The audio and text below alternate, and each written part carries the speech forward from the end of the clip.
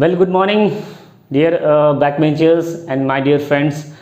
Again मैं फिर से आपके सामने हाजिर हो चुका हूँ एक नए वीडियो के लेकर के एक नए अंदाज में, और उम्मीद करता हूँ कि आपको बहुत ज़्यादा मज़ा आने वाला है।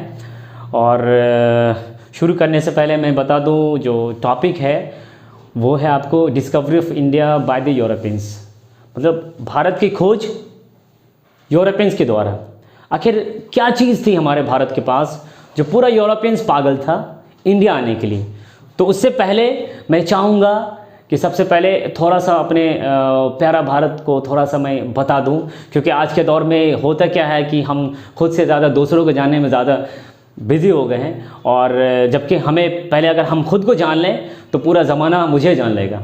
ठीक है, मैं इसी तरह मैं कोशिश करता हूँ नए अंदाज में आपको बताने की। सबसे पहले आप देखें, ये मेरा प्यारा भारत है। भारत को जानने से पहले हम ये देख लें कि भारत को पुराने ज़माने से 4 नामों से जाना जा रहा है। सबसे पहला नाम जो आर्यवर्त, दूसरा भारतवर्ष, तीसरा हिंदुस्तान एंड चौथा इंडिया।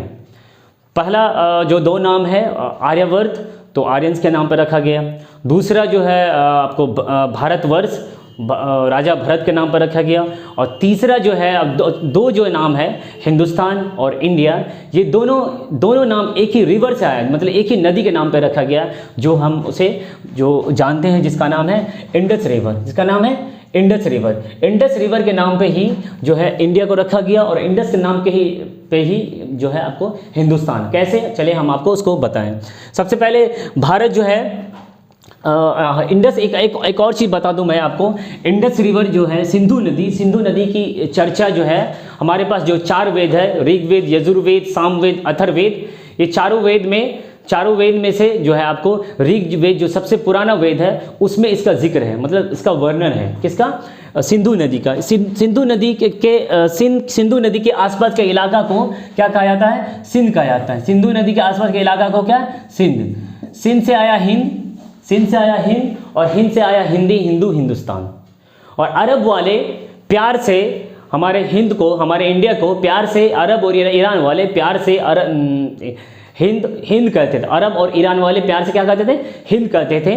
और इसीलिए हिंद से हिंदी, हिंदू, हिंदुस्तान हुआ। और अगर जहाँ तक बात करें हम लोग इंडस रिवर की, इंडस रिवर को, मतलब जो सिंधु नदी को ग्रीक वाले, एंशिएंट ग्रीक वाले क्या बोलते थे? इंडस रिवर के नाम से कहते थे। वो इंडस से क्या आया? इंडिया। और एंशिएंट ग्रीक वाले वो इंडस के नाम पे ही हमें क्या, हमारा कंट्री को क्या कहा जाता है? इंडिया कहा जाता है।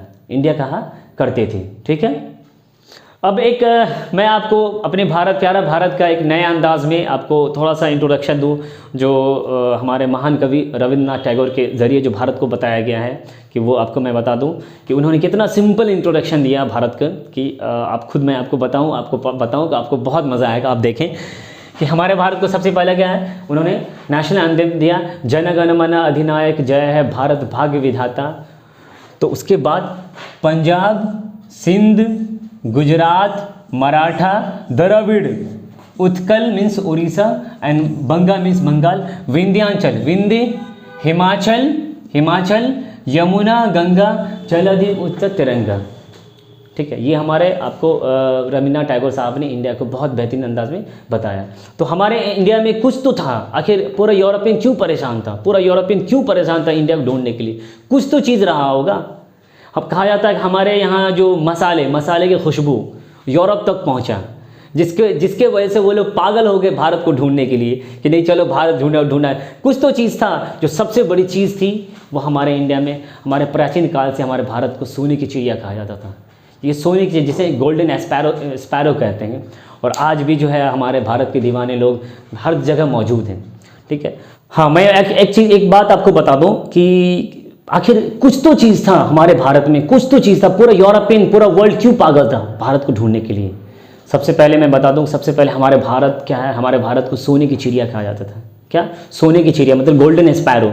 कुछ तो था, इसीलिए लोग पागल थे। और कहा जाता है सबसे ज़बरदस्त जो चीज़ थी यहाँ पे, हमारे यहाँ मसाला है ना, मसाले का खुशबू यूरोप तक पहुँचा। जो कभी स्पेनिश आ रहे हैं, पागल हो रहे हैं, कभी पुर्तगाल के पागल हो रहे हैं, कभी ब्रिटिश पागल हो रहे हैं, कभी डच, कभी डेनिश, इस तरह से कभी फ्रेंच, इस तरह कुछ तो चीज़ था।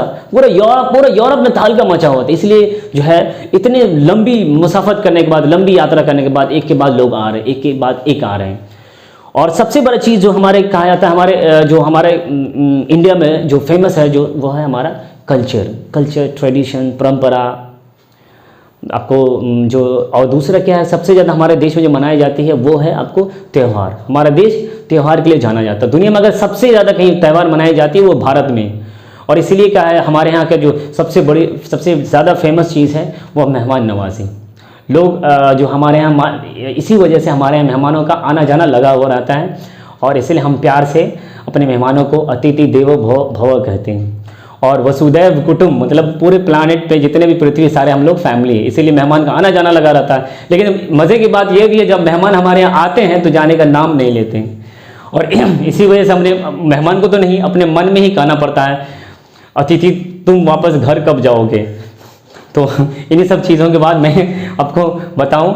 और एक जो सबसे बड़ी चीज़ है इंडिया की, वो हमारे यहाँ जो है कल्चर तो है ही, कल्चर के साथ साथ जो है आपको, हाँ, और पूरी दुनिया में अगर कोई चीज़ जो इंडिया की पूरी दुनिया को दिया है वो सबसे पहला यूनिवर्सिटी है जिसका नाम तक्षशिला है। और आज भी वो यूनिवर्सिटी के जो अवशेष बचे हुए, लेकिन बहुत बदकिस्मती से वो यूनिवर्सिटी इंडिया में नहीं, अब वो पाकिस्तान का पार्ट है।